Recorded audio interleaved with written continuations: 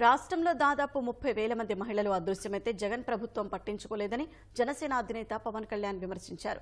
తాను vote bank రాజకీయాలు చేయబోనని, కళ్ల ముందు తప్పు జరుగుతుంటే చూస్తూ ఊరుకోనని స్పష్టం చేశారు. విజయవాడ పశ్చిమ నియోజకవర్గంలోని పంజాబ్ సెంటర్లో నిర్వహించిన బహిరంగ సభలో పాల్గొన్న పవన్ వైకాపా ప్రభుత్వంపై నిప్పులు చెరిగారు.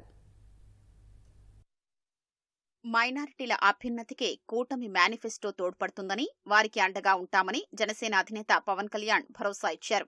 విజయవాడలోని రహదారులు, కాలువలు దుర్గంధంగా ఉన్నాయన్న పవన్, కూటమి అధికారంలోకి రాగానే పరిష్కరిస్తామని హామీ ఇచ్చారు. కొండ ప్రాంతాల్లో నివసిస్తున్న వారికి పక్షవాతం రావడానికి గల కారణాలపై అధ్యయనం చేయిస్తామన్నారు. విగ్రహం పెట్టాం, కానీ అంబేద్కర్ గారి ఆశయాలను ఆచరించాం. ఎంతసేపు కూర్చోబెట్టి మైనారిటీ సోదరులు అంటూ కథలు చెప్తాం. ముస్లిం సమాజానికి, ముస్లిం సోదరులందరికీ నేను మాటిస్తున్నాను, మీ ప్రాథమిక హక్కులకి ఉల్లంఘన జరిగితే పవన్ కళ్యాణ్ ముందుకొచ్చి మీ పక్షాన నిలబడతారు. ఆ మాట నేను మీకు ఇస్తున్నాను. ఈరోజు జగన్ మాట్లాడుతున్నాడు, ముస్లింకి 4% నేను కట్టుబడి ఉన్నానని. నువ్వు ఇచ్చిన సిపిఎస్గా నువ్వు కట్టుబడి ఉండలా, ముస్లిం రిజర్వేషన్ మీద కట్టుబడి ఉండవు. ఇన్ని రకాలుగా మాటలు తప్పిన వ్యక్తి ముస్లిం సమాజానికి కూడా ఈరోజు ఏం చెప్తున్నాను, రిజర్వేషన్ ఇస్తాం, 4% మేము కట్టుబడి ఉన్నాం. దయచేసి ఆ మాట ఎవరు నమ్మొద్దు.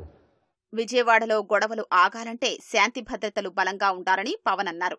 5 ఏళ్లు అరాచకాలతో రెచ్చిపోయిన వైకాపా గుండాలు కూటమి వచ్చాక ఫలితం అనుభవించక తప్పదన్నారు. వాలంటీర్ జాబ్ ఏంటిది? అది పర్మనెంట్ జాబా? మీకు 5,000 రూపాయలు జీవితకాలం సరిపోద్దా? ఒకే సంవత్సరానికి సరదాగా ఒక కూర్చొని 2 సంవత్సరాలు 3 సంవత్సరాలు, 5 జీవితకాలం మీకు 5,000 రూపాయలు సరిపోద్దా? మీ కుటుంబాలను పోషించగల 5,000 రూపాయలకి మరి ఏం చేయాలి?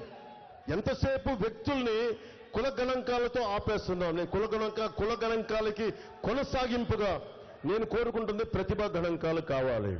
మీ భవిష్యత్తు కోసం అసెంబ్లీలో మీ గళం వినిపిస్తాను. రోడ్డు మీద చిన్న చిత్తు పేపర్లో నలిగిపోయి పొట్ల విసిరేస్తే దాన్ని పట్టుకుని నేను మాట్లాడతాను. ఈరోజు జగన్ బాధపడతా ఉన్నాడు. అందరూ కలిసి నేను గొంతు వణుకుతోంది జగన్కి. అందరూ కలిసి ప్రతిపక్షాలని కుట్రబడి నన్ను ఓడించాలని చూస్తున్నాయి. నువ్వేం చేసావమ్మా? అధికారులని అన్యాయంగా అధికారులని ఇష్టానికి బదిలీ చేస్తారు. నువ్వు చేసే తప్పుడు పనులకు మరి అధికారులను బదిలీ చేయగా ఏం చేస్తారు? కూర్చోబెట్టి భుజాల మీద ఊరేగిస్తారా? మే 13న పొద్దున్నే ఎండ ఎక్కువ రాకముందే 6 గంటలకే స్టార్ట్ అవుతుందని మనం అడిగాం. 6 గంటల నుంచి 11 లోపు మాక్సిమం 70% ఓట్లు వేసేయండి, 70% వేసేయాలి. విజయవాడలో ఉండే వైసీపీ గుండాలకు కూడా చెప్తున్నాను,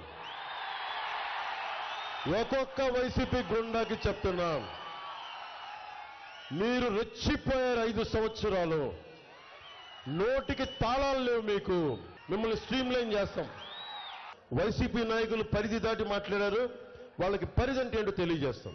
మే 13న జరిగే ఎన్నికల్లో ప్రతి ఒక్కరూ తమ భవిష్యత్తును దృష్టిలో ఉంచుకుని బాధ్యతతో ఓటు వెయ్యాలని పవన్ సూచించారు.